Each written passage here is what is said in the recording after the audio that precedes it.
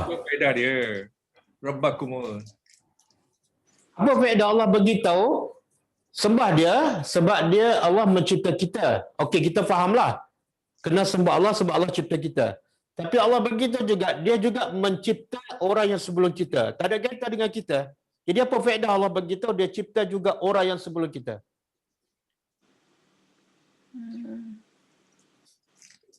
Dia nak bagi tahu yang dia cipta semua, Ustaz. Yalah, betul lah. Apa tujuan, apa sebab? Jadi dialah satu-satunya yang kita perlu sembah.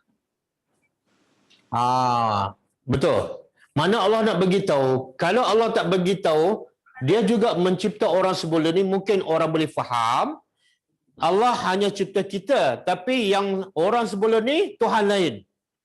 Kalau ada Tuhan lain yang mencipta manusia, mana Tuhan yang kita sembah tak hebat sangat. Boleh faham? Boleh. Jadi Tuhan ni sangat-sangat hebat. Dan Tuhan ni satu-satunya Tuhan. Tidak ada Tuhan yang lain. Bukan cipta kita saja. Tapi dia cipta semua sekali. Termasuklah daripada Nabi Adam. Bahkan termasuk makhluk yang lain. Jadi tidak ada sebab untuk kita menduakan Tuhan. Mensekutukan Allah. Tidak ada sebab. Okey.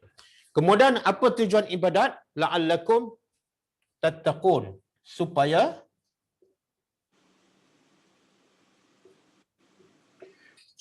kamu bertakwa.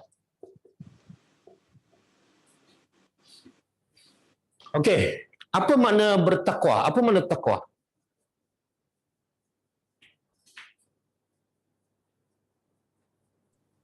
Takut Allah. Takut? Takut pada Allah. Takut tu macam mana? Sebab ada orang takut pada polis kan? Ada orang takut pada hantu. Sama tak? Ada orang tak takut. Kalau takut pada polis dia buat apa? Takut kena saman. Takut Dia lari lah. Dia lari kan? Kalau Ustaz, takut pada hantu, lari. Tapi bila takut pada Allah, ada beza tak? Semua perintahnya kita ikut dan semua larangannya kita tinggalkan, Ustaz. Okey. Definisi takwa tu betul. Semua perintah Allah kita ikut dan semua larangan kita tinggal. Tapi soalannya, kita tahu tak semua perintah Allah sehingga kita laksanakan semua dan semua larangan Allah kita tahu? Adakah kita tahu semua? Kita tak tahu Ustaz, pasal tu kita tak rebut dengan Ustaz ni. Ini jawapan malam ni, jawapan sebelum ni. Jadi soalannya sebelum ni bukan malam ni. Sebelum ni kita dah jadi orang bertakwa tak? InsyaAllah, Ustaz. Tak boleh. InsyaAllah jawapan salah. InsyaAllah sekiranya Allah kehendaki. Dan insyaAllah ni untuk benda yang akan datang. Okey. Kalau yang dah lepas, kalau betul, Alhamdulillah. Jadi sebelum ni adakah kita dah jadi orang bertakwa? Kena jadi orang bertakwa, Ustaz. Apa dia? Kena jadi orang yang bertakwa. Dah kita belajar tadabbur ni, insya-Allah dah jadi dah kot. Orang jadi. Tak, okeylah. Kalau tak nak jawab, saya jawablah. Saya belum jadi orang bertakwa. Saya belum jadi orang bertakwa. Sebab apa? Sebab definisi takwa ialah melaksanakan semua perintah Allah. Dan semua perintah Allah saya belum tahu. Saya tengah bertadabbur kan? Jawapannya saya sedang dalam proses nak menjadi orang bertakwa. Selagi saya tak faham semua perintah Allah dan tak laksanakan, saya belum bertakwa. Boleh? InsyaAllah, Ustaz. Boleh ke? Okey. Boleh. Sebab itulah ramai orang puasa tapi masih buat maksiat kan? Kita tahu tak apa tujuan puasa?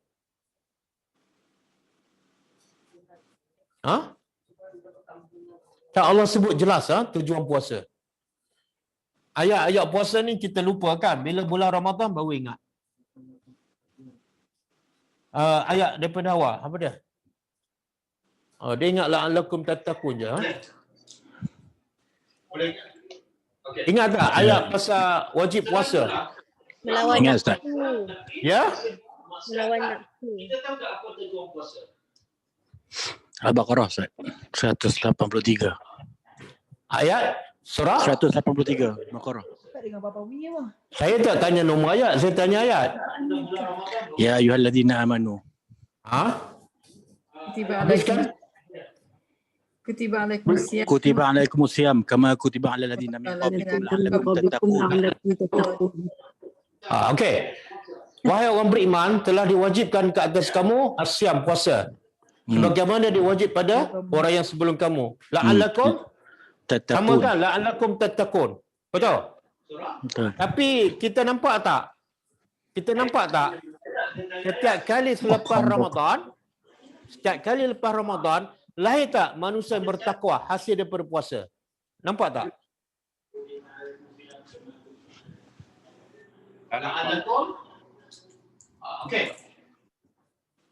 Nampak tak? Tak. Tak nampak? Siapa tak nampak? Kalau zaman Nabi bulan puasa ni menyebabkan mereka semakin kuat. Ibadatnya semakin bertambah. Bahkan Nabi pernah berperang di bulan Ramadan. Nabi pernah menang berperang di bulan Ramadan. Kenapa?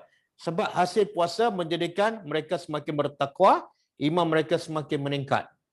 Tapi kita biasa kalau masuk bulan Ramadan, iman kita semakin kuat, fizikal kita semakin kuat ataupun semakin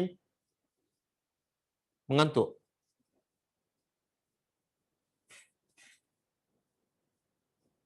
Dia lambat sampai. Zoom pun lambat sampai. Cepat. Lagi cepat daripada Facebook. Okey. Semua jawapan lambat lah. Jawapan yang lambat. Tadi tak clear lah Ustaz. Oh, tak clear. Sekarang dah clear dah. Clear Ustaz, sangat clear. Kita Kuantan nak clear. faham. Clear. Kita nak Clear, faham. clear. Clear tapi tak ada jawapan. Jadi kita nak faham sekarang, tujuan ibadat jelas supaya bertakwa. Tujuan puasa supaya bertakwa. Tujuan solat pun sama. Inna salata tanha 'anil fahsya'i wal munkar. Jadi kenapa dalam kerja buat kita, okey, boleh dengar? Boleh. Okey, saya ulang soalan. Kenapa dalam kerja buat kita jelas matlamat dan ada hasil? Contohlah, kita makan tujuannya nak kenyang. Lepas makan mesti kenyang. Tujuan kita mandi nak bersihkan badan. Lepas mandi bersih badan. Jelas. Kita nak pergi ke mana? Ke Mekah. Tujuan nak pergi Mekah. Dan kita akan sampai ke sana. Tiba-tiba ibadat tujuannya bertakwa. Tapi tak sampai-sampai tahap takwa. Lepas solat masih buat maksiat. Lepas puasa masih buat maksiat. Lepas buat umrah haji masih buat maksiat. Kenapa? Sebabnya kita diajar dengan cara yang tidak tepat. Iaitu ibadat hanya waktu tertentu, masa tertentu, tempat tertentu. Dalam waktu solat, okey, itu takwa, itu ibadat. Lepas solat, tak ada kaitan. Masa pergi haji, pergi umrah, itu ibadat. Bila balik je daripada haji, macam seolah tidak ada kaitan. Sebenarnya takwa itu ialah melaksanakan perintah Allah sepanjang masa, 24 jam. Sebab tu Allah kata apa? Wa ma khalaqtu al-jin wa ma khalaqtul jin wal ins Illa liya'budun. illa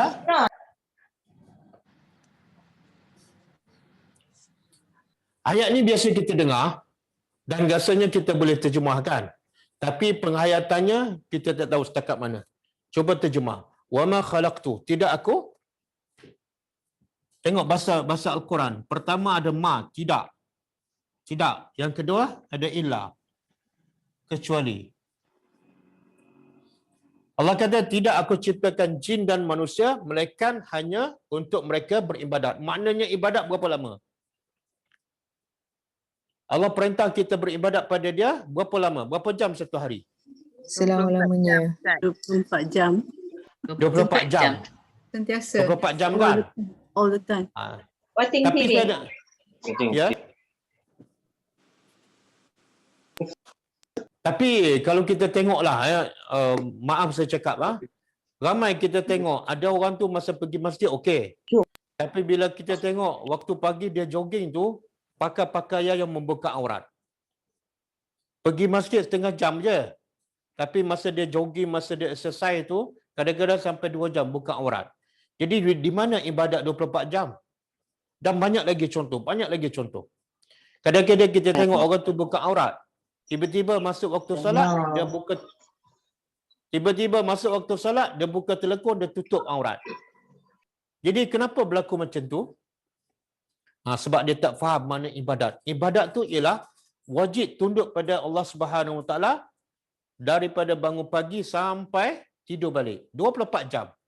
Kalau kita faham mana ibadat, kita akan berjaya menjadikan kehidupan kita semuanya adalah ibadat. Kehidupan kita daripada bangun pagi sampai malam, semuanya adalah pahala. Tapi kalau kita salah faham, ibadat kita boleh jadi terbatal. Ibadat kita yang hanya solat, yang hanya bulan Ramadan sahaja, yang hanya musim haji saja, mungkin boleh dibatalkan oleh amalan yang di luar solat ataupun di luar bulan Ramadan. Okey. Kemudian Allah bagi tahu, kita sambung ah. Kita sambung. Kemudian bila Allah suruh kita beribadat, Allah sediakan kemudahan. Allah kata allazi yang ja'ala,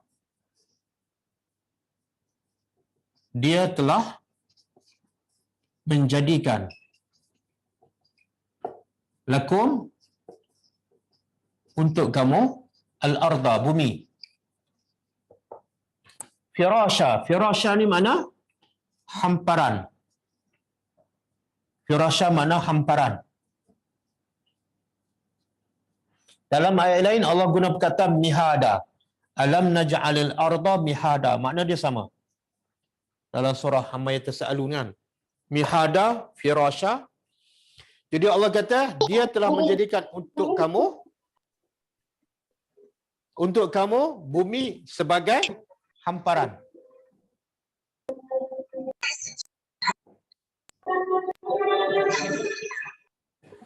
Apa gangguan? Apa tu? Payah tengok. Payah.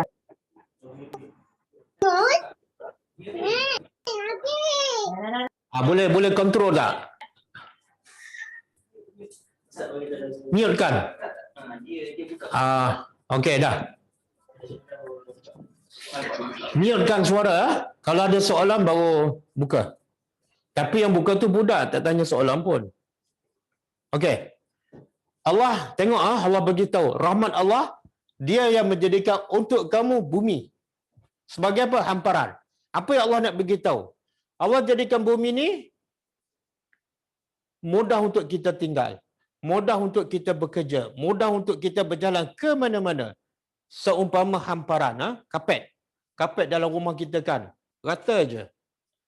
Mungkin timbul soalan, rata macam mana Ustaz? Ada bukit, ada gunung. Sebenarnya bukit dan gunung tu adalah sebagai pelengkap kepada bumi. Sebab dengan gunung dan bukit itu Allah jadikan dia sebagai pemasak kepada bumi. Tapi selain pada tu, kebanyakan bumi adalah firasha, hamparan. Jadi Allah nak beritahu, Allah tak zalim. Allah suruh kita sembah dia dan Allah sediakan prasarana. Kalau Allah suruh kita sembah dia, kemudian Allah jadikan bumi ini susah, tinggi, rendah, tanah pula lembut, nak buat rumah pun tak boleh, nak berjalan pun tak boleh, itu tak adil. Jadi tak adil.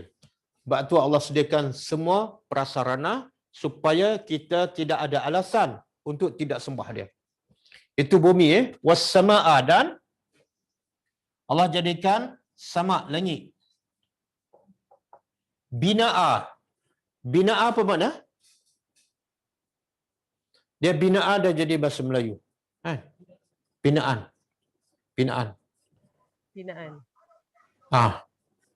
Jadi Allah jadikan bumi hamparan, langit pula sebagai binaan. Kenapa Allah kata binaan?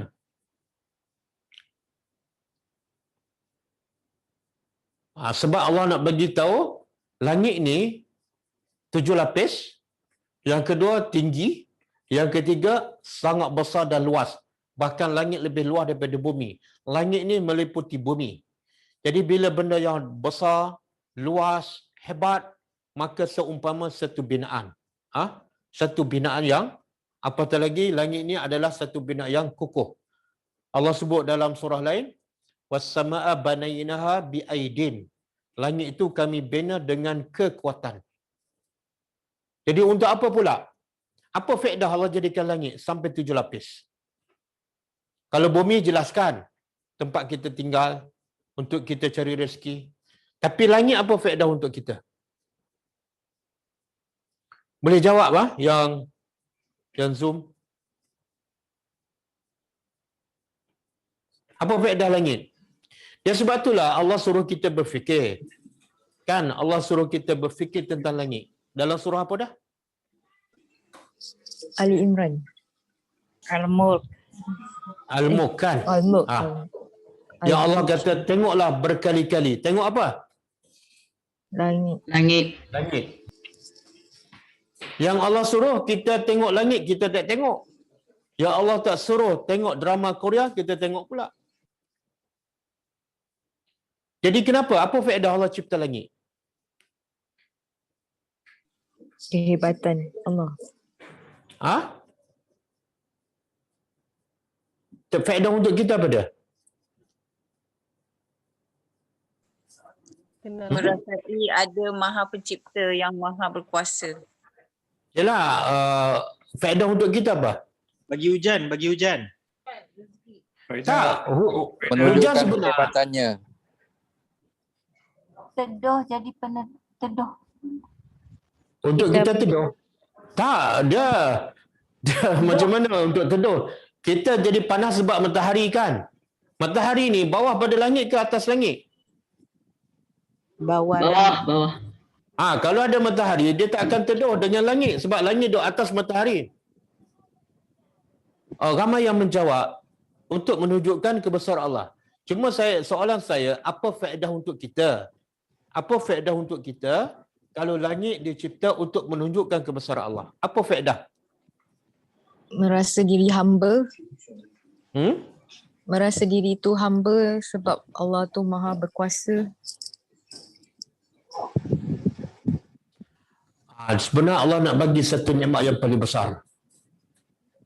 Nikmat yang paling besar bagi orang beriman bukan rezeki tapi nikmat yang paling besar ialah kenal Allah. Nikmat yang paling besar ialah kenal Allah. Macam mana kita nak kenal Allah dan kita nak rasa Allah tu hebat? Salah satunya Allah cipta langit sampai 7 lapis. Dan bila kita betul-betul kenal Allah, kita akan cinta. Dan bila betul-betul kita cinta Allah, kita akan laksana semua perintah Allah. Yang berat pun kita akan rasa ringan je. Sebab apa? Cinta. Betul tak? Kerana cinta, semua yang susah akan menjadi senang. Betul kan? Betul. Tengok kita cinta pada dunia, kita sanggup keluar pagi balik petang kan? Sampai datang macam-macam penyakit. Tapi kita buat juga sebab cinta nak cari rezeki. Tapi bila solat kita buat cincai. Bila solat kita buat lambat. Bila solat kita buat ringkas. Sebab apa? Kenapa? Tak ada rasa cinta. Tak cukup cinta. Tak cukup cinta. Kenapa tak cukup cinta? Sebab kita tak rasa, kita tak kenal Allah. Kenapa tak kenal Allah? Sebab kita tak berfikir tentang ciptaan Allah. Allah cipta langit 7 lapis. Dan sebagai satu binaan, sebenarnya Allah nak perkenalkan diri dia. Dan tak mungkin kita kenal, melainkan kita berfikir. Sebab tu Allah kata dalam surah Al-Mulk, tengoklah langit berkali-kali. Tengok. Sampai kamu rasa, ya Allah memang hebat. Masa tu kita tak akan solat lambat. Masa tu kita tak pandang enteng untuk buat maksiat. Buat maksiat walaupun kecil, tapi bila tengok Allah yang hebat, maksiat yang kecil pun kita rasa macam tak patut kita buat. Sebab apa? Sebab maksiat kecil untuk lawan Tuhan yang hebat. Akhirnya tak jadi. Itu yang penting tu. Bila kena Allah melalui ciptaannya, kita cinta. Bila kita cinta, kita letak perintah Allah nombor 1 dalam hidup kita. Kita pergi ke mana pun kita akan solat awal waktu. Sebab apa? Sebab cinta kepada Allah. Sebab tu kata pepatah Arab, innal muhibbah liman yuhibbu yuta'. Orang yang cinta pada seseorang, dia akan taat kepada orang yang dia cinta. Itu cinta. Tapi ramai yang solat lambat. Cari rezeki Allah, duduk atas muka bumi Allah. Tapi bila sembah Allah, lambat. Sebab tidak ada cinta. Dia tak kenal. Okey? Jadi Allah kata, bumi sebagai hamparan. Langit pula sebagai binaan. Siapa jawab tadi? Langit untuk turun hujan. Bukan. Hujan bukan turun daripada langit. Hujan turun daripada awan. Kemudian wa anzala.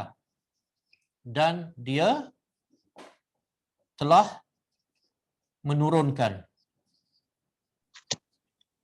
minas sama, dari Langit. sama ni Allah menurunkan dari sama ma'an, air. Air apa ni? Hujan. Air hujan. Okey. Bila air hujan turun daripada langit ke daripada awan? Awan. Awan. Jadi nak terjemah apa ni sama ni? Awan ke langit? Awan. Awan. Awan dalam bahasa Arab makna dia as-sahab. Ini awan. Allah sebut dalam surah Ali Imran, wal musakhkhar bainas samai wal ard. Awan tu ialah antara langit dan bumi. Jadi kenapa Allah kata awan tapi Allah guna perkataan langit? Sebenarnya sama ni, as-sama dalam bahasa Arab, belajar bahasa sikit. As-sama dalam bahasa Arab ialah kullu ma alaka. Apa saja yang tinggi, maka dia adalah as-sama. Apa saja yang tinggi, dia adalah sama. Sebab itulah langit itu dipanggil sama. Bukan sebab dia langit, tapi sebab dia tinggi. Jadi terjemah di sini ialah awan.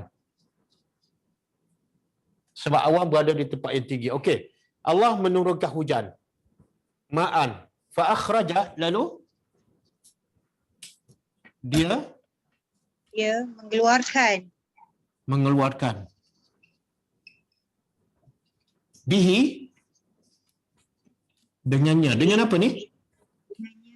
Lalu Allah menurunkan hujan, lalu Allah mengeluarkan dengannya, iaitu dengan Air. air hujan. Di sini maksudnya sebablah. Allah keluarkan dengan sebab air hujan, Allah keluarkan apa? Minas samarat, dari samarat apa dia? Buah-buahan. Sebagai apa? Rizqan. Rezeki. Lakum, bagi kamu. Okey.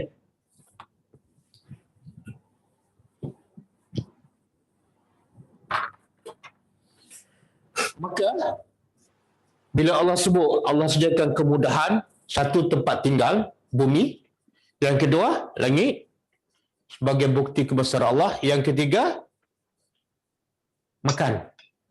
Betul tak? Kita perlu tiga je. Satu, tempat tinggal. Yang kedua, langit, bumbung, tempat berteduh. Yang ketiga, makanan. Makanan. Maka Allah kata apa?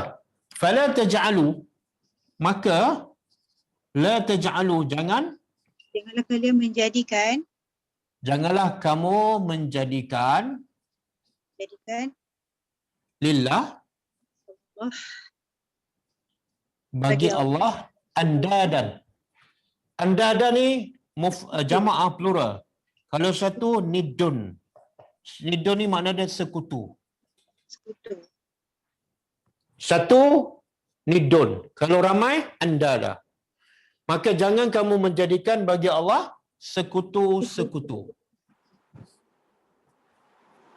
Wa antum ta'lamun, sedangkan kalian adalah sedangkan kamu Mengetahui. kamu ta'lamun, kamu tahu. Tahu apa ni? Mengetahui bahawa Allah Maha Pencipta. Kamu tahu Allah jadikan bumi sebagai hamparan untuk kamu. Kamu tahu Allah jadikan langit sebagai binaan yang menunjukkan kebesaran Allah. Dan kamu tahu Allah menurunkan hujan. Dengan hujan itu Allah keluarkan buah-buahan dan sebagai rezeki pada kamu. Semua kamu tahu. Tiba-tiba kamu sembah berhala. Patut tak? Fala taj'alu lillahi andada. Logik tak?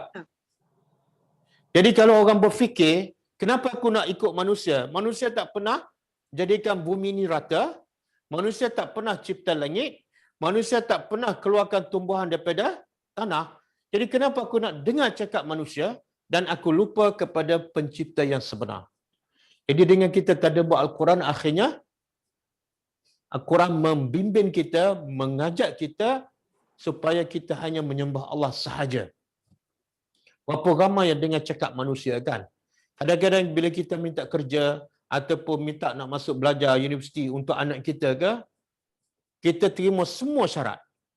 Padahal universiti tak pernah mencipta kita, universiti tak pernah mengeluarkan buah-buahan daripada bumi. Kadang-kadang kita dapat kerja, kita dengar semua arahan peraturan syarikat tu. Walaupun bos syarikat tu adalah bukan Islam. Sedangkan syarikat tu, bos tu tak pernah mencipta bumi, tak pernah mencipta langit dan tak pernah menurunkan air hujan. Jadi kenapa? Kenapa aku hipokrit? Kenapa hipokrit? Kadang-kadang syarikat kita bekerja tu suruh kita pakai uniform. Yang kita pun tak suka warna. Tapi demi nak cari makan, kita ikut dia. Walaupun tak menutup aurat. Sedangkan yang bagi rezeki bukan syarikat, Allah. Jadi dengan kita berfikir ni, menjadikan kita orang yang waras. Oh, rupa-rupa selama ni aku buat salah. Ha? Kita buka aurat, kita ikut peraturan keluar pagi, balik petang, sampai solat pun lewat. Semua tu bukan memberi apa kebaikan pada kita, melainkan dengan izin Allah Subhanahu Wa Taala. Okey? Jadi di sini juga Allah nak bagi tahu, rezeki tu siapa bagi? Rezeki siapa bagi? Allah bagi. Ha. Jadi sebenarnya punca manusia tak ikut perintah Allah, apa punca? Punca utama. Yang tak solat langsung, yang solat tak cukup, yang solat lambat, yang solat tak khusyuk. Tak kenal Allah. Apa dia? Tak kenal Allah. Tak kenal Allah. Tak kenal Allah, tapi dia hafal rukun iman. Sibuk cari rezeki. Cara tak betul. Sebut cari? Cara tak betul. Kefahaman. Sibuk cari rezeki. Sebut cari rezeki. Kan Allah dah begitu, dia yang bagi rezeki. Lebih cintakan dunia. Atau Ha? tak faham Kenapa dia Al-Quran. lebih cintakan dunia? Sebab tak faham Sebenarnya, Al-Quran. apa dia? Tak faham tadabbur. Al-Quran. Sebab tak cinta Allah. Saya nak tanya ni, yang mendengar ni, pelajar-pelajar online ke, live ke, Zoom ke, ada tak yang masih solat lambat? Ada. Ada. Ada, Ustaz. Ramai tak? Ramai. Ramai. Ada. Tak Kalau ada. ramai-ramai ni, Tak okey. ada. Tak ada. Tak ada? Bukan tak ada. Dia ada. Cakap benar adalah ibadat. Ha? Saya Ustaz. Okey. Ramai orang solat lambat, tapi ramai tak yang pergi kerja lewat? Tak ramai. Tak. Tak. Kerja Tak ikut ramai kan? majul. Tak Jadi patut. kenapa bila pergi kerja nak cari rezeki on time? Awal kadang-kadang sebelum pukul 8 dah ada kat office. Punch card. Ha? Sebab kenal majikan tak kenal Tuhan. Apa dia? Kenal majikan tak kenal Tuhan. Kena majikan tak kena Tuhan. Dia tak faham tujuan hidup. Ibadah tu. Maksud ibadah tu displitkan antara rukun Islam dan sepatutnya hari-hari 24 jam. Baru nak faham. Jawapan semua tu tak. Jawapan semua tu tak salah. Tapi bukan jawapan yang saya nak. Takut gaji kena potong. Channel mana pula masuk tu? Takut gaji kena potong. Mute kan? Ha? Mute kan? Okey. Saya nak ajak semua pelajar berfikir sejenak. Saya pernah sebut dalam kelas yang lepaskan.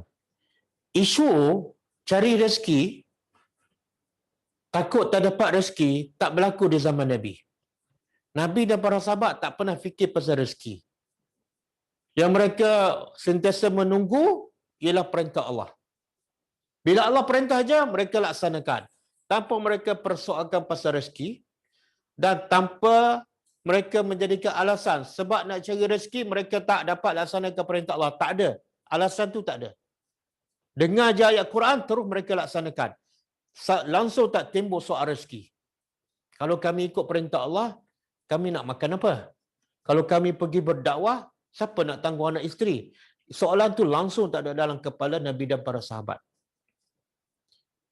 Kita pula ada kerja tetap, ada gaji tetap kan? Tapi perintah Allah selalu diabaikan. Logiknya, kita yang ada kerja tetap, ada income yang tetap. Logiknya, kita yang paling awal melaksanakan perintah Allah. Dan Nabi para sahabat tidak ada kerja tetap. KWSP pun tak ada, pinjaman mara pun tak ada. Sepatut Nabi dan para sahabat lah yang melewatkan perintah Allah. Tapi kenapa Nabi dan para sahabat lah orang yang paling utama, paling dahulu melaksanakan perintah Allah? Hari ini dengan ayat, hari ini juga mereka laksanakan. Masjid Nabi sentiasa penuh 5 waktu. Walaupun dalam keadaan dhaif. Jadi kenapa berlaku macam tu? Berapa ramai yang gaji tetap, gaji besar, tapi perintah Allah tetap diabaikan. Tak yakin hari akhirat. Tak yakin pada? Tak yakin pada hari akhirat. Asal Belum tak yakin? beriman. Belum beriman.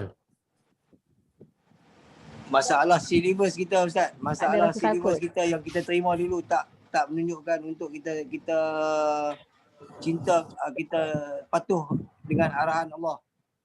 Cinta dunia Ustaz, cinta dunia. Cinta dunia pasal apa? Pasal apa cinta dunia? Baru belajar Ustaz. Oh, belajar. Okey, saya dalam kelas yang lepas saya bagi analogi lah. Kan? Nabi dan para sahabat ni bila dia kenal Allah, bila dia kenal Allah, iaitu Allah pencipta langit dan bumi. Bahkan dalam ayat lain Allah kata wa fis sama'i rizqukum wa ma tu'adun. Allah kata apa? Di langit itu rezeki kamu. Di langit, besar tak langit? Besar. Jadi Allah kata di langit itu semua rezeki kamu dan apa yang kamu dijanjikan. Jadi bila Nabi dan para sahabat betul-betul kenal Allah dan mereka dengar cakap Allah, langsung mereka tak risau, mereka tak fikir pasal rezeki. Sebab apa? Sebab yang mereka dengar ialah cakap pemberi rezeki.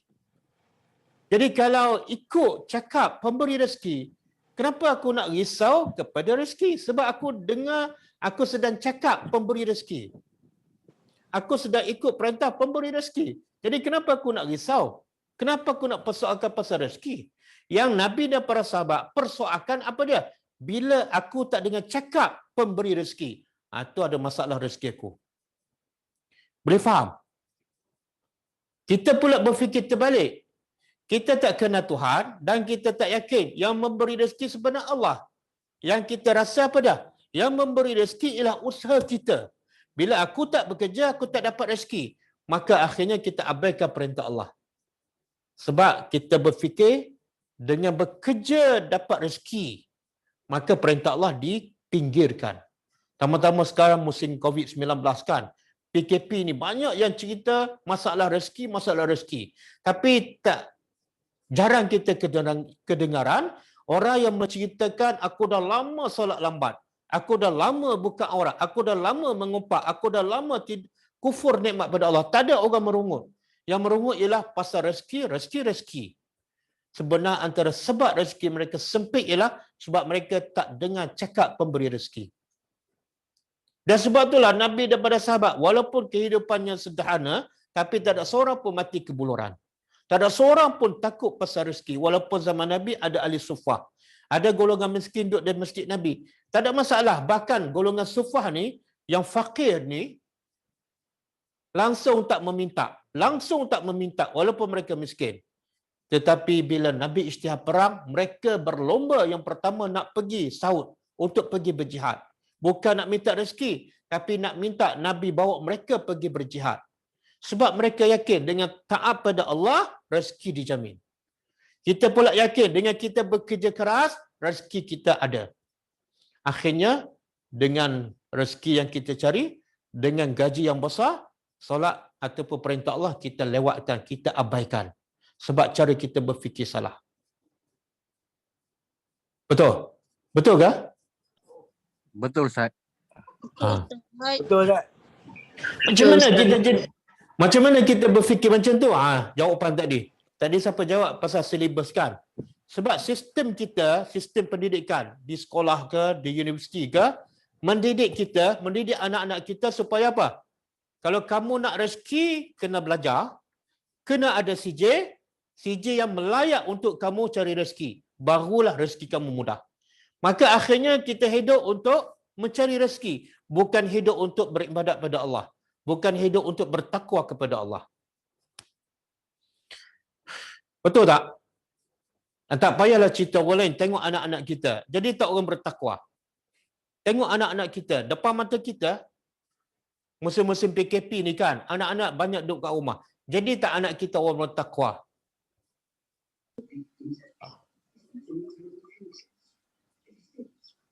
Itu bahaya tu bila kita belajar mengikut sistem yang bukan daripada Al-Quran. Akhirnya kepala kita fikir pasal rezeki. Kita tak fikir dah pasal dosa, pasal solat lambat, pasal buka aurat. Kita tak fikir dah. Itu tak ada masalah bagi kita. Masalah ialah makan. Sebenarnya makan tu Allah bagi ni. Allah yang tumbuhkan tumbuhan sebagai rezeki untuk kamu. Maka jangan syirikkan aku. Kalau kamu syirikkan aku, rezeki kamu ada masalah. Cuba buka surah ni. Surah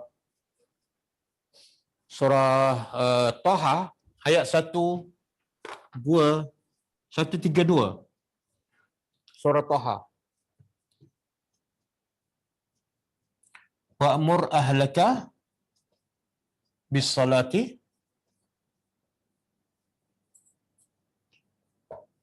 wastabir 'alaiha. Kemudian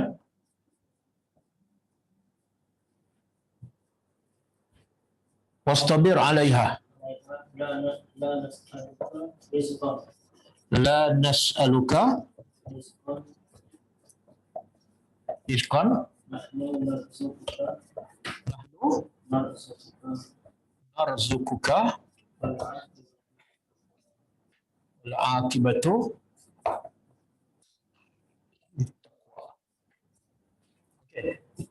Cuba tengok. Cuba kita terjemah ataupun tadabbur. Wa'mur.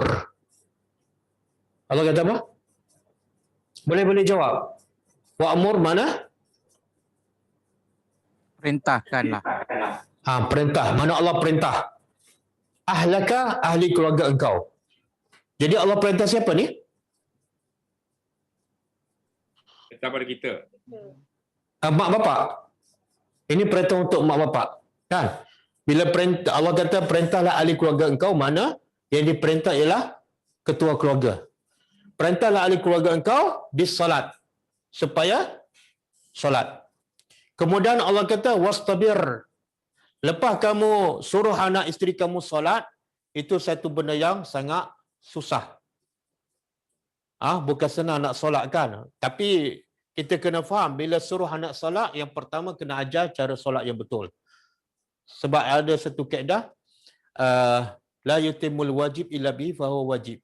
Tidak sempurna satu perkara yang wajib melainkan dengan satu perkara ni, maka satu perkara yang asalnya tak wajib jadi wajib. Solat wajib. Solat wajib. Tapi solat tak akan sempurna kecuali dengan ilmu, dengan belajar cara solat Nabi. Maka belajar cara solat Nabi adalah wajib. Berapa ramai mak bapak ajar anak-anak cara solat Nabi? Tak ramai kan? Kadang-kadang solat tu lintang pukang. Rokok sujud macam ayam patuk kan? Jadi Allah kata ajar anak kamu solat dan suruh mereka solat. Lepas tu satu benda yang sukar, wastabir, sabar. Jadi lepas suruh anak solat, sabar, bukan pukul. Tengok proses tu. Kita kadang-kadang suruh, kemudian kita marah. Kita tak sabar. Lepas tu Allah kata apa? Allah cerita apa pasal lepas solat? La nas'aluka rizqa. Kami tak minta pada engkau rezeki. Kami tak minta pada engkau rezeki. Bahkan nahnu narzukuk. Kami yang bagi rezeki. Kemudian wal aqibatu lit taqwa. Akibat kesudahan yang baik ialah untuk orang bertakwa. Okey, kita ambil pengajaran daripada ayat ni. Soalan, kenapa Allah kaitkan? Lepas solat je Allah cerita pasal rezeki. Lepas solat Allah cerita pasal rezeki. Apa kaitan solat dengan rezeki? Lepas solat Allah cerita pasal rezeki.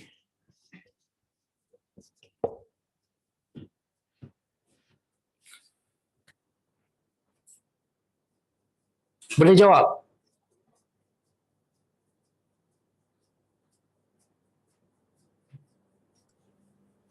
Pasal selalunya solat ni ada waktu-waktu dia Ustaz. Jadi Ya. 5 waktu dalam sehari, kadang-kadang waktu tu masa orang tengah cari rezeki. Jadi perintah Allah ni waktu solat tu masanya kita kena dahulukan solat daripada cari rezeki lah. Oh. Okey, yang lain?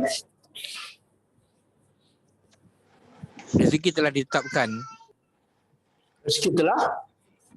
Tak apa, soalan saya, apa kaitan solat dengan rezeki? Lepas Allah perintah, kita suruh anak kita solat, isteri kita solat, lepas tu Allah cerita pasal rezeki. Biasanya kita kalau suruh anak solat, lepas tu kita cerita pasal apa? Buat kerja sekolah kan? Berehat, tidur kan?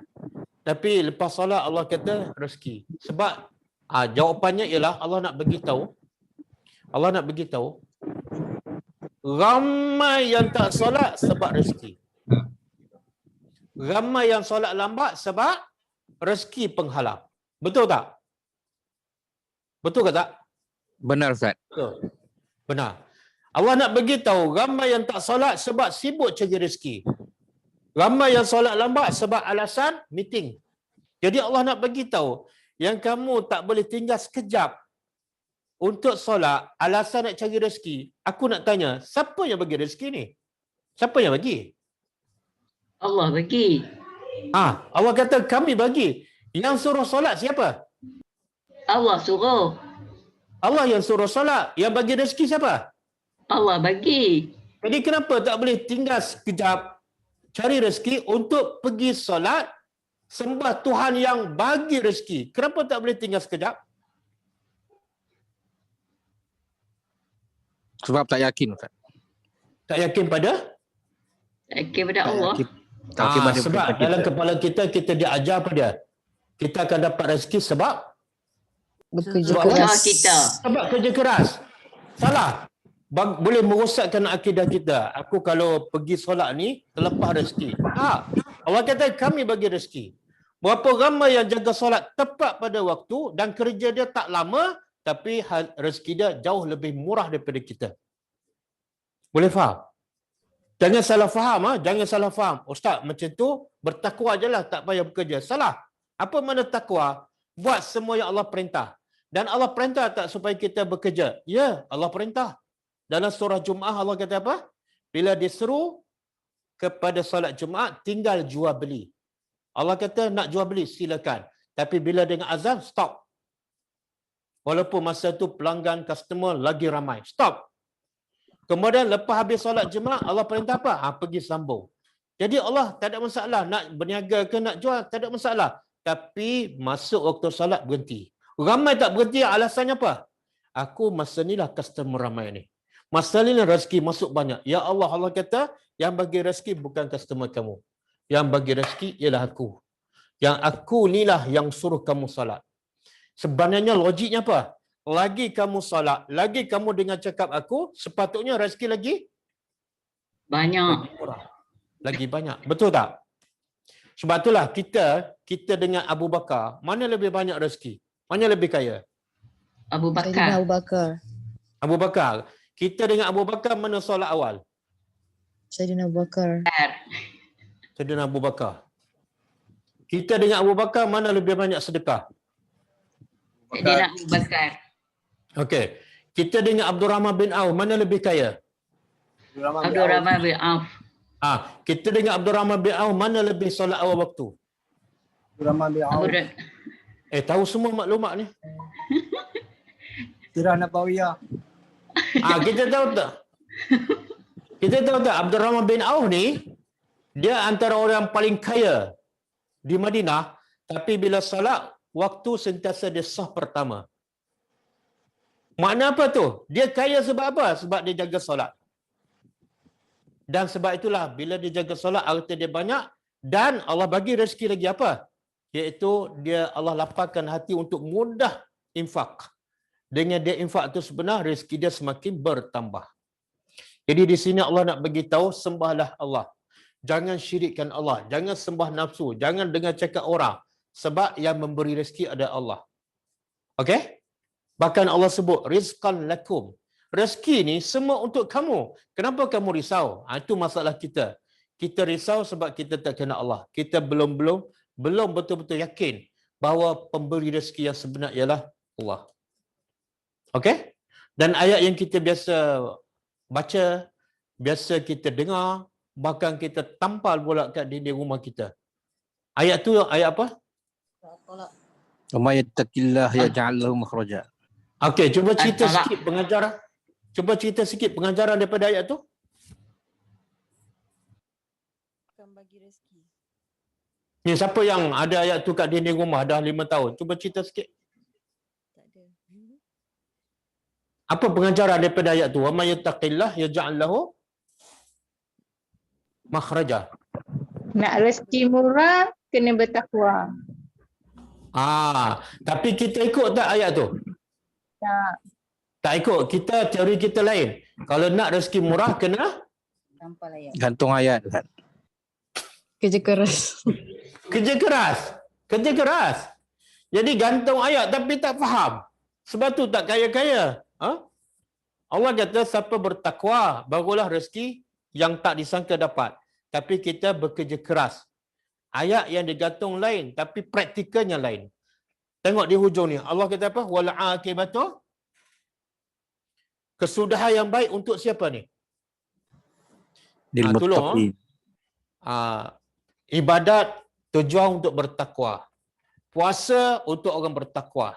Dan Allah kata yang paling bernasib baik di sisi Allah bukan pegawai besar, bukan Perdana Menteri, bukan raja. Yang paling bernasib baik di sisi Allah ialah at-taqwa.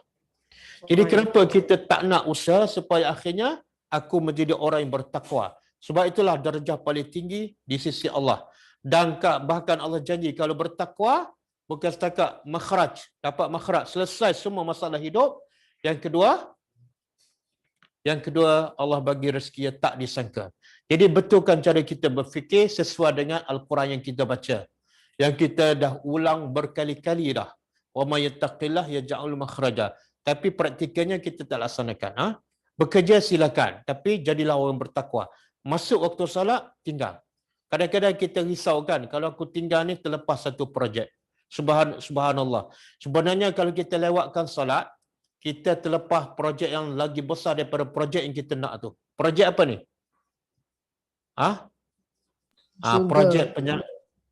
Projek penyelamat kita daripada neraka. Soalan pertama yang akan disoal ialah solat. Sebab tu bila kita nak solat, kita ingat inilah satu-satu benda yang akan selamatkan aku di akhirat. Kalau solat aku tak betul, solat aku tak khusyuk, solat tak diterima, semua sia-sia hidup aku. Nabi kata dalam satu hadis, awwalu ma yuhasabu bil 'abdu yaumal qiyamah min ibadatihi salatuhu.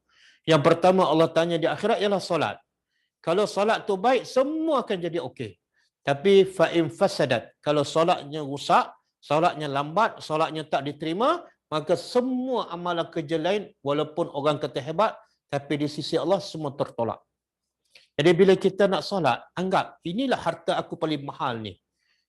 Macam mana aku buat main-main sedangkan ini penyelamat aku daripada azab neraka. Satu. Yang kedua, bila kita solat, kita bayangkan aku berdepan dengan siapa ni. Kalau aku berdepan dengan bos pun aku fokus. Aku faham apa dia cakap. Aku bagi perhatian. Ini aku nak berdepan dengan Tuhan Rabbul Alamin. Tuhan yang sangat-sangat hebat, yang tahu zahir dan batin. Maka fokuslah. Fahamlah apa yang kita baca. Jadi dua benda tu bila kita nak salat. Pertama, kita kena rasa nilai solat sangat besar, sangat mahal dalam hidup. Lebih mahal daripada duit 1 bilion. Ada orang 10 bilion tapi solatnya tak khusyuk, 10 bilion sia-sia. Bahkan Allah sebut di akhirat besok, kalau orang tu ada emas seluas dunia ni, kalau dia ada emas seluas dunia, tiba-tiba dia tak salat, dia tak beriman, masuk neraka. Kemudian dia nak tebuskan dirinya daripada azab dengan emas yang seluas dunia, Allah tak akan terima. Itu kalau emas seluas dunia, kalau seketul je, lagi tidak boleh menebuskan dirinya daripada azab Allah Subhanahu Wa Taala. Okey. Kita berhenti setakat ayat 22. Kita berhenti setakat ayat 22, kita sambung akan datang insya-Allah. Sekarang kita bagi ruang untuk soal jawab. Wow.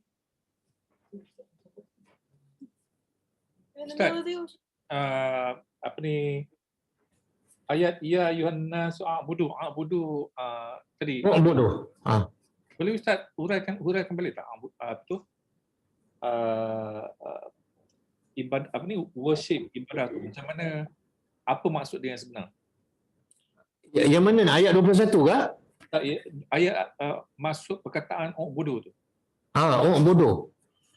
Bodoh kalau kita terjemah sembahlah ataupun jadilah kamu sebagai hamba kepada aku.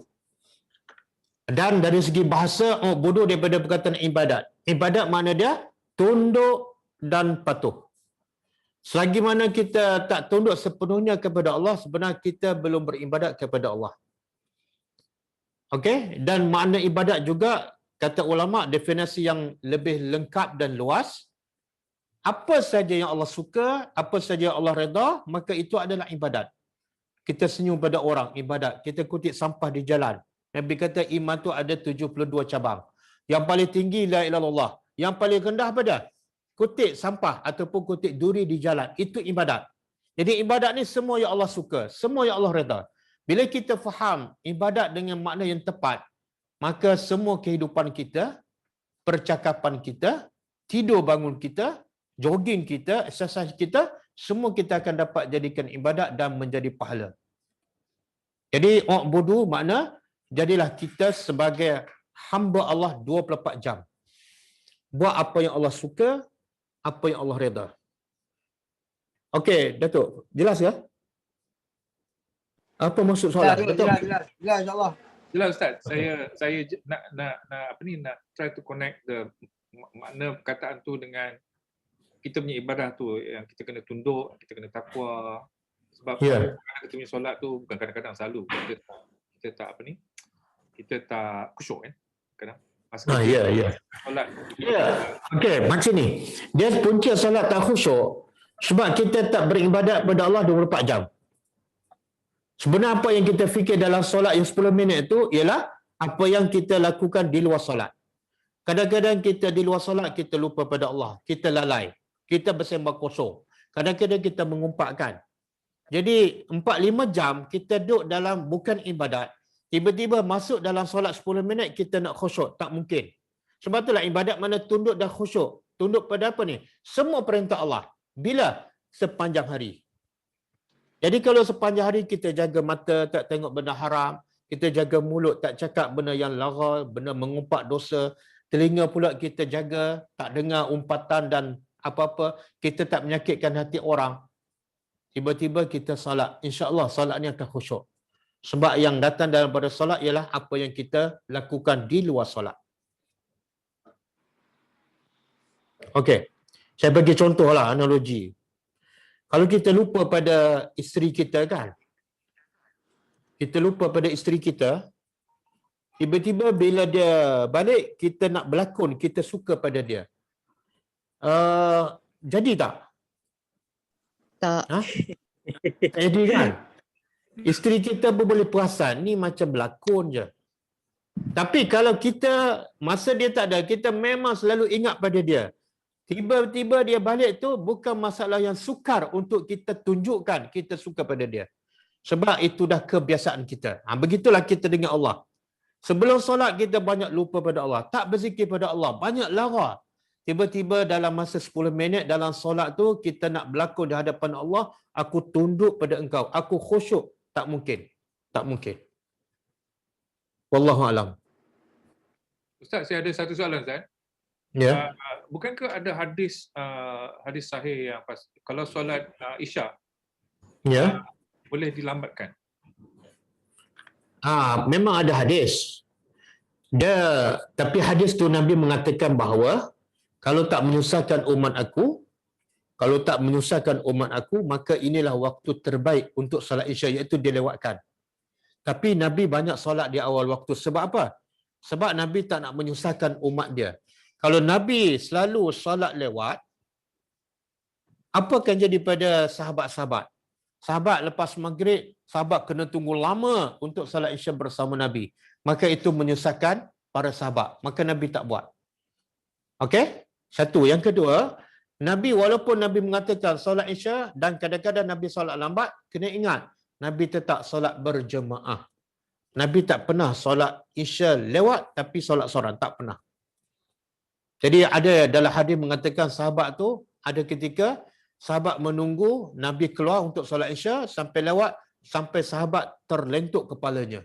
Maknanya sahabat tertidur. Sebab apa? Sebab lama Nabi nak keluar.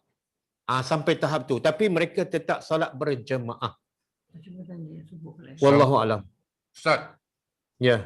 Datuk Talib ni, apa ni, saya nak tanya Ustaz. Tadi Ustaz cakap isyak kan? Ya. Kalau subuh macam mana Ustaz? Ada tak? Subuh, lewat solat subuh. Kenapa subuh nak lewat, Talib? Ha? Kita zikir dulu, baru kita semayang subuh lah. Kita solat sunat subuh, lepas tu kita zikir, kita, kan? Lepas tu baru kita solat fardu subuh. Adakah hadis kata bukan Tak ada. Tak ada. Yang ada hadis yang boleh dilewatkan solat, satu solat Isya. Yang kedua solat Zuhur. Ini ada hadis boleh dilewatkan. Solat Zuhur sebab apa? Disebut dalam hadis, disebut dalam kitab Syarah Bulughul Maram, iaitu bila cuaca terlalu panas, Nabi kata, sejukkan cuaca, baru kamu solat. Iaitu ketika solat Zuhur. Tapi ada sebab tu. Sebab bila cuaca terlalu panas, menyebabkan sahabat tak selesa nak solat dan tak khusyuk. Maka, supaya solat mereka khusyuk, Nabi kata, tunggu sedikit supaya cuaca sejuk dan supaya solat kamu khusyuk. Itu je. Dua solat saja yang Nabi pernah solat lambat dan ada hadis. Adapun solat subuh tak? Okey. Silap saya, solat subuh tu ada hadis yang kata sampai nampak keputihan di langit. Ada hadis. Kalau tak silap saya. Saya tak jumpa hadis sahih. Sampai keputihan tu maksud dah terbit matahari ke apa? Bukan. Sebelum terbit matahari tapi nampak keputihan. Masih dalam waktu subuh lah. Masih dalam waktu subuh. Saya tak jumpa hadis. Yang saya jumpa hadis ni, Nabi bila solat malam sampai masuk waktu subuh, bila datang melakukan azan. Kemudian lepas bila melakukan azan, Nabi solat sunat subuh. Kemudian Nabi berehat sekejap. Tapi tak disebutlah sampai keputihan. Lepas Nabi solat sunat subuh, Nabi rehat sekejap. Kemudian Nabi solat subuh. Dan solat subuh, disebut dalam hadis, Nabi biasa baca ayat antara 60 ayat hingga 100 ayat. Setiap rakaat. Maka sebab itulah, Nabi solat bukan lewat. Tapi Nabi sudah solat subuh tu macam dah cerah. Kena beza. Nabi solat lambat dengan Nabi sudah lambat. Dua benda yang berbeza. Nabi solat bukan lambat. Tapi Nabi solat, tapi Nabi baca ayat yang panjang sampai cerah. Sebab tu ulama mengatakan makruh. Makruh kalau kita solat subuh baca surah pendek. Sebab dia menyalahi sunnah Nabi. Sunnah Nabi baca 60 hingga 100 ayat. Jadi kalau kita Zuhur 3 kul, Asar 3 kul, Maghrib 3 kul, Isya 3 kul, Subuh pun 3 kul. Itu tak menepati sunnah lah. Jadi sebaik-baik kita hafaz surah lain ataupun buka Quran kat depan ke, bagi solat subuh tu panjanglah sikit. Kalau tak sampai 60 ayat ke, 20 ayat ke, surah yang ayat-ayat dia pendek. Wallahu a'lam. Kalau Datuk Mutalib ada hadis tu, yang Nabi solat sampai keputihan tu, mula solat lah. Boleh bagi kat saya. Saya belum jumpa tu. Okey. Ada soalan lain? Ada Ustaz. Wusyuk tu Ustaz, bukan.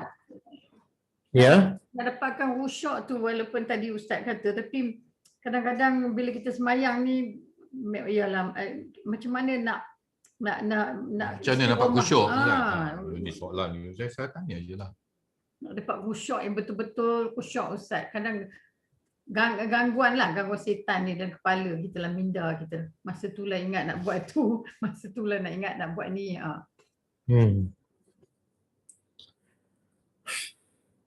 Dia macam saya sebut tadilah, Nabi ni bila solat dia boleh solat lama kan. Begitu juga para sahabat. Sebab apa? Sebab hidup Nabi dan para sahabat sentiasa mentaati perintah Allah. Kalau Nabi bangun kerana Allah, Nabi makan kerana Allah, Nabi berkahwin kerana Allah, Nabi bekerja kerana Allah, Nabi bermain dengan cucu pun kerana Allah. Semua Nabi buat kerana Allah. Jadi ruang untuk syaitan kacau tu tak ada. Jadi benda itulah yang berlaku di luar salat yang akan datang dia dalam solat. Yang 10 minit itu. Syaitan memang dia nak kacau waktu solat je. Waktu makan syaitan tak kacau. Sebab tu masa makan kita khusyuk. Fokus je. Masa tengok TV syaitan tak kacau. Sebab dia tak penting pun. Yang syaitan nak rosakkan ini tiang agama ni. Yang 10 minit. Jadi kalau kita nak khusyuk, dia tak ada jalan pintas. Tak ada jalan pintas. Pertama yang paling asas sekali, betulkan kehidupan kita di luar solat. Percayalah, kalau kita maaf saya cakapkan, kalau kita di luar solat, selalu buka aurat kan. Depan bukan mahram apa semua.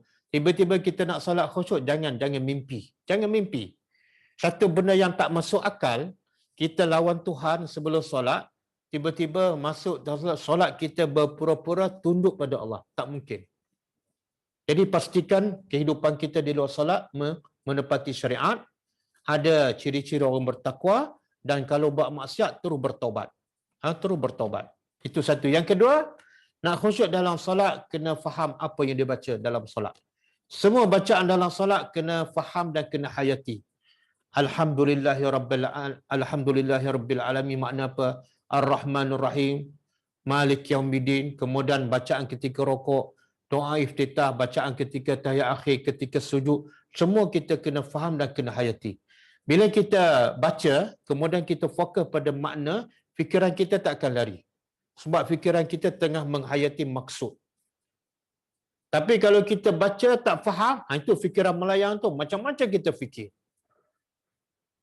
Dan kita kena faham, Allah tetapkan bacaan sekian, Fatihah contohnya, bacaan ketika rokok, ketika sujud, semua tu ada maksud. Allah bukan saja-saja rambang macam tu. Okey, ketika rokok baca zikir ni. Ketika tak ada tujuan.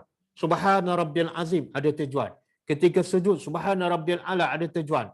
Antara dua sujud Rabbi Firli, semua ada tujuan yang sepatutnya kita faham dan kita hayati. Itu sikit sebanyak akan membantu untuk kita fokus kepada solat kita dan supaya fikiran kita tak melayang. Wallahu alam.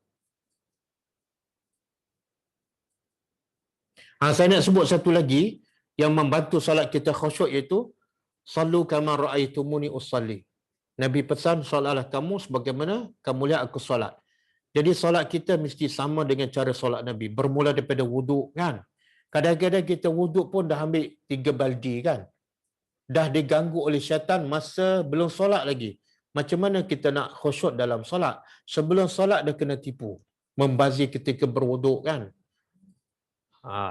Ketika bermula daripada angkat takbir kan. Kadang-kadang sebelum takbir kita dah buat benda yang Nabi tak buat.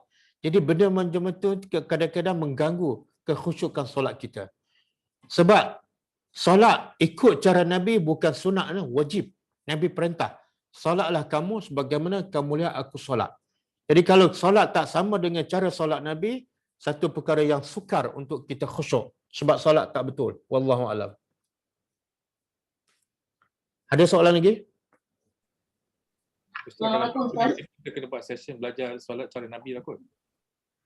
Waalaikumsalam. Bolehlah satu. Ya? Nak tanya satu hadis mengenai waktu yang afdal untuk melawat kubur. Ada ke hadis seperti itu? Tak clear lah soalan. saya nak tanya mengenai hadis yang mengatakan ada hari-hari yang dan waktu-waktu yang afdal untuk melawat kubur.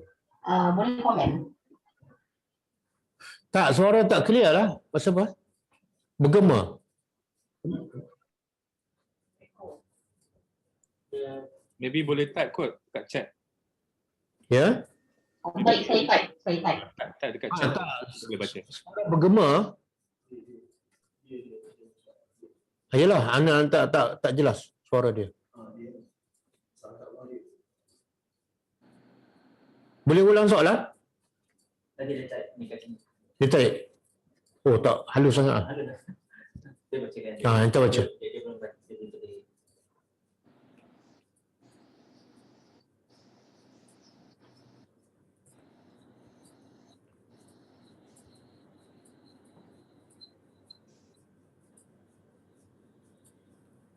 Yang mana? Cakap soalan tu, komen hadis waktu Afdal melawat kubur. Waktu? Afdal melawat kubur. Waktu afdal melawat kubur. Ini soalan yang tadi lah. Okey. Nabi sebut dalam satu hadis, kuntu nahaitukum an ziyaratil kubur fazuruha fa innaha tuzakkirukum al-akhirah. Maksudnya Nabi kata, dulu aku larang kamu pergi ke kubur. Peringkat awal Islam, Nabi larang langsung. Tak ada siapa yang boleh pergi ziarah kubur. Sebab apa? Sebab akidah umat Islam ketika itu belum mantap. Ada lagi fahaman jahiliah, iaitu mereka menyesal bila mati suami ke, mati isteri ke, mati anak ke, dan mereka tak sabar, ada pukul muka, ada koyak baju. Maka Nabi kata jangan ziarah. Tapi bila akidah umat Islam dah mantap, Nabi kata al-an fazuruha, sekarang pergi ziarah. Tapi Nabi beritahu apa tujuan. Tujuannya ialah tuzakkirukumul akhirah. Dengan ziarah kubur itu mengingatkan kamu kepada akhirat. Mengingatkan tentang matlamat hidup kamu. Jadi jawapan pada soalan, bila waktu terbaik ziarah kubur? Iaitu waktu kita lupa kepada Allah. Waktu kita lupa kepada akhirat. Waktu kita terlalu kejar dunia. Waktu itulah paling terbaik ziarah kubur. Dan sebaik-baiknya, kalau boleh ziarah selalu, lagi kerap, lagi bagus. Sebab Nabi memuji orang yang selalu mengingat kematian. Nabi kata apa?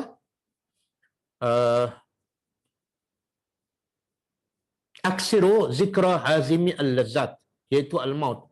Nabi kata perbanyakkan mengingati perkara yang boleh mengurangkan kelazatan hidup. Kita lazat hidup, seronok je. Duit banyak, boleh makan, boleh berjalan. Kita seronok, tak bagus. Maka Nabi kata kurangkan keseronokan hidup di dunia dengan apa? Dengan perbanyak mengingati kematian. Dan Nabi kata orang yang paling cerdik ialah orang yang aksarukum zikra lil maut. Orang yang paling banyak ingat mati. Wa ahsanukum isti'dadan lil maut. Dan orang yang paling baik persiapan untuk mati.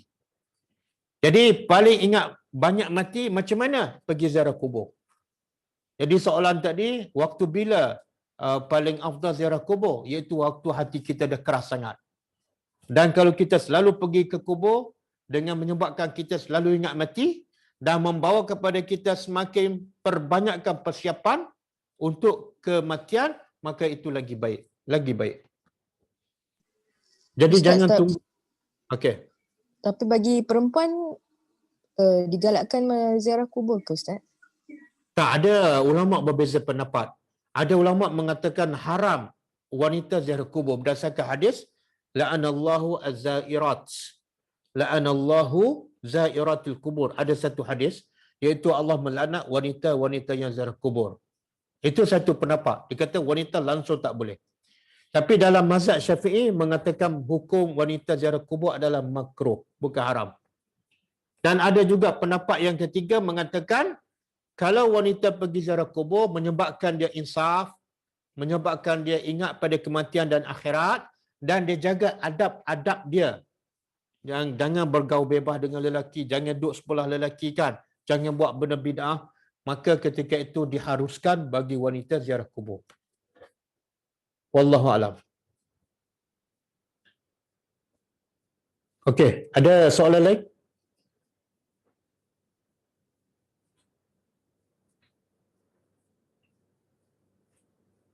Ada soalan lagi? Yang tadi dah tulis, Azhar.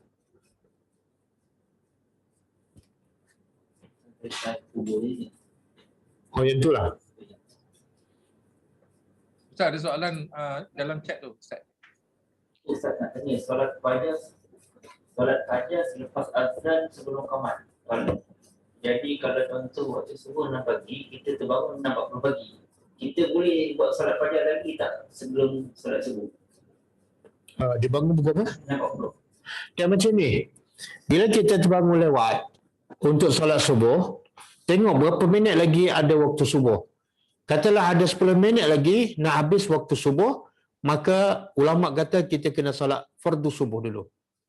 Sebab waktu ada 10 minit dan kena utamakan yang fardu. Lepas kita habis solat fardu subuh, dah habis waktu subuh, kita pun qada solat sunat subuh. Okey? Tapi kalau kita bangun lewat, ada setengah jam lagi ataupun 20 minit. Ada 20 minit lagi nak habis waktu subuh, maka disunatkan dahulu solat sunat fajar, solat sunat subuh, kemudian baru kita solat fardu subuh. Sebab masa tu masih luas. Satu lagi keadaan, kita bangun habis waktu dah. Waktu subuh dah habis. Maka disunatkan kita solat sunat subuh dahulu, lepas tu baru solat fardu subuh. Pernah berlaku pada Nabi. Nabi bangun satu masa tu dah cerah, matahari dah terbit. Maka Nabi suruh Bilal melakukan azan walaupun subuh dah habis. Lepas Bilal melakukan azan, Nabi solat sunat subuh dahulu. Kemudian Nabi suruh Bilal qamat dan Nabi solat subuh berjemaah dengan para sahabat. Wallahu alam.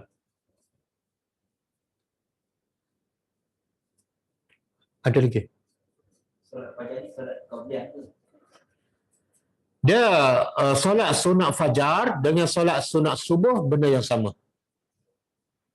Dia sebenarnya solat sunat subuh ni tak ada qabliyah. Sebab dia bila tak ada ba'diyah, tak payahlah sebut qabliyah. Yang perlu sebut qabliyah ialah bila ada ba'diyah, macam solat sunat zuhur. Kena sebut solat sunat qabliyah. Sebab apa? Yang selepas zuhur ada, iaitu ba'diyah. Tapi solat subuh tidak ada ba'diyah. Maka dipanggil solat sunat subuh ataupun solat sunat fajar. Dua nama tapi satu benda, satu solat.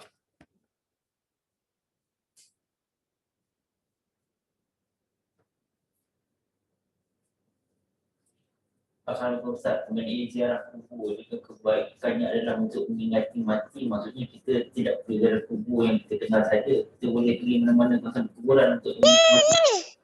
Betul ke? Betul ke apa? Betul ke kaedah tu?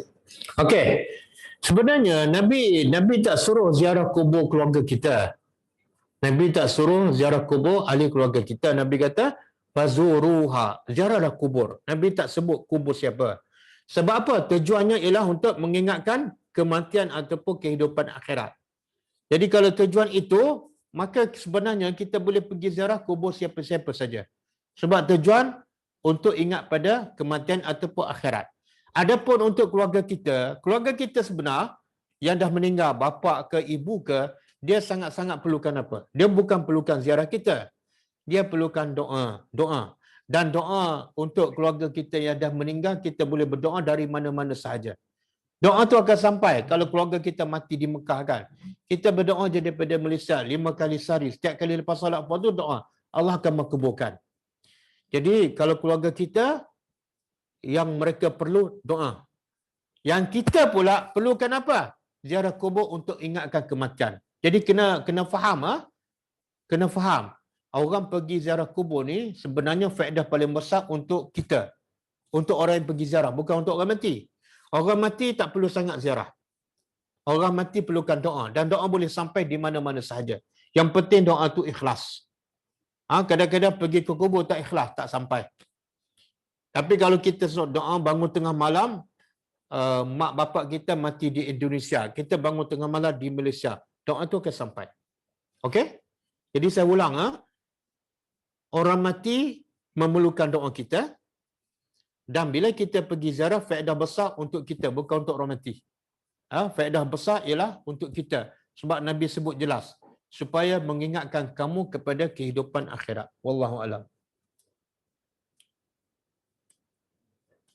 Dah. Tak ada? Sana pun ada soalan. Bolehkah isteri kematian suami menghadiri pengkebumian jenazah suami? Pendapat paling kuat tak boleh. Sebab isteri sebaik saja mati, maka dia terikat dengan tempoh. Tempoh apa dia panggil? Edah 4 bulan 10 hari. Jadi sebaik saja kematian suami, isteri tak boleh keluar rumah. Kecuali darurah. Contoh nak pergi beli makanan yang anak pun tak ada, siapa tak boleh bantu, masa tu boleh. Wallahu alam. Seorang pesakit ASI menerima atas sampai 10 malam. Jadi yang di mana? Nak mohon Ustaz buat kelas solat cara Nabi seperti yang dicadangkan oleh Fakhri tadi, sebab risau sangat dia wajib Ustaz. Cadangan untuk buat kursus solat Nabi lah, insya-Allah. Nanti kita bincang bila boleh buat, di mana, insya-Allah. Sebab cara solat ni yang terbaik ialah secara praktikal lah, depan-depan kan.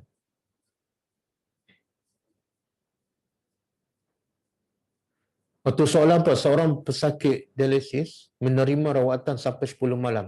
Jadi yang di mana afdal dia untuk solat Isya? Kalau solat di dialisis kurang khusyuk. Dan anda tak? Soalan dia, di mana solat yang paling afdal? Iaitu di mana tempat dia khusyuk. Sebab Allah sebut, qad aflahal mu'minun, telah berjayalah orang beriman. Siapa yang solat khusyuk? Jadi jawapannya, di mana kamu khusyuk solat, maka di situlah yang terbaik. Tapi kalau kita dah sampai lewat sangat solat, dah sengaja pula, solat kita tak mungkin khusyuk. Khusyuk ni datang daripada rasa kebesaran Allah dalam hati kita, kita muliakan Allah, iaitu kita solat di awal waktu. Itu membantu untuk kita khusyuk dalam solat. Wallahu alam. Okey, cukup Kita dah pukul 11 Jadi kita sambung insya-Allah. Kita sambung minggu depan. Ustaz, boleh tolong doa untuk Gaza, Ustaz? Apa? Minta doa untuk Gaza. Doa untuk Gaza? Okey. Okey. Saya cadangkan doa yang terbaik ialah masing-masing berdoa, masing-masing, sebab Nabi sebut dalam satu hadis, Nabi kata apa? Doa al-mar'u li akhihi fi zahril ghaib mustajab. Kita kadang-kadang bila kita berdoa, kita lupa apa tujuan kita berdoa. Tujuan utama kita berdoa ialah supaya Allah makbulkan. Kadang-kadang kita terlepas pandang. Kita nak doa dimakbulkan. Kita tak fokus pada dimakbulkan, kita fokus pada doa. Akhirnya kita pilih doa bukan waktu mustajab. Kadang-kadang cara kita berdoa tak menjadikan doa kita dimakbulkan. Maka Nabi bagi satu kaedah, kalau kamu berdoa pada saudara kamu dalam keadaan mereka tak tahu dan orang lain pun tak tahu, doa kamu ikhlas, doa mustajab. Jadi kita boleh doa ramai-ramai sekarang, tapi saya nak pesanlah kepada semua ni, penonton yang live ke yang Zoom, bangun tengah malam berdoalah pada saudara kita di mana-mana, di Palestin, di Afghanistan ke, berdoalah kepada mereka sorang-sorang. Doa tu lagi ikhlas dan akan dimakbulkan oleh Allah Subhanahu Wa Taala. Okey, kita berdoa sikit. Bismillahirrahmanirrahim. Rabbana zal alhamdulillahi rabbil alamin wassalatu wassalamu ala asyrafil anbiya wal mursalin wa ala alihi wa sahbihi ajma'in. Rabbana zalamna anfusana wa illam taghfir lana wa tarhamna lanakunanna minal khasirin. Wahai Tuhan kami telah menzalimi diri-diri kami, dan sekiranya Engkau tidak mengampuni dan merahmati kami, maka tergolonglah kami dalam golongan mereka yang rugi di akhirat. Allahumma rabbana taqabbal minna salatana tamah waghfir lana dhunubana amah wa la tu'azzibna yaumal qiyamah. Ya Allah, ya Tuhan kami, terimalah segala ibadat kami, terimalah segala salat-salat kami, terimalah segala zikir kami, puasa kami dan tadabbur Al-Quran kami. Ya Allah, ya Tuhan kami, ampunlah segala dosa-dosa kami, sama ada yang dulu ataupun yang akan datang, sama ada yang zahir ataupun yang batin, sama ada dosa kecil ataupun dosa besar, ya Allah. Ya Allah, ya Tuhan kami, janganlah Engkau azab kami di dalam kubur. Janganlah Engkau azab kami di pada mahsyar dan di akhirat nanti, ya Allah. Ya Allah, ampunlah segala dosa-dosa saudara kami di mana-mana saja mereka berada. Janganlah Engkau tinggalkan kami semua dalam keadaan berdosa, melainkan Engkau ampunkan segala dosa-dosa kami, ya Allah. Ya Allah, selamatlah saudara kami di mana saja mereka berada, di Palestin, di Gaza, di mana-mana sahaja. Selamatkanlah mereka, selamatkanlah imam mereka. Berilah kemenangan kepada mereka dalam mempertahankan akidah mereka dan dalam memperjuangkan agama Engkau, ya Allah. Rabbana atina fid dunya hasanah wa fil akhirati hasanah wa qina azabannar. Wa sallallahu ala Muhammad wa ala alihi wa sahbihi ajma'in. Amin. Jazakallah Ustaz. Wa antum fajazakumullahu khairan. InsyaAllah jumpa lagi minggu depan. Allah Ustaz. Terima kasih Ustaz. Assalamualaikum. Ustaz. Salam. Terima kasih Ustaz. Assalamualaikum. Terima kasih Ustaz. Terima kasih. Jaya. Ni ke apa? Terima kasih Ustaz. Sama-sama. Besok ada kelas ke Ustaz? Besok ada kelas.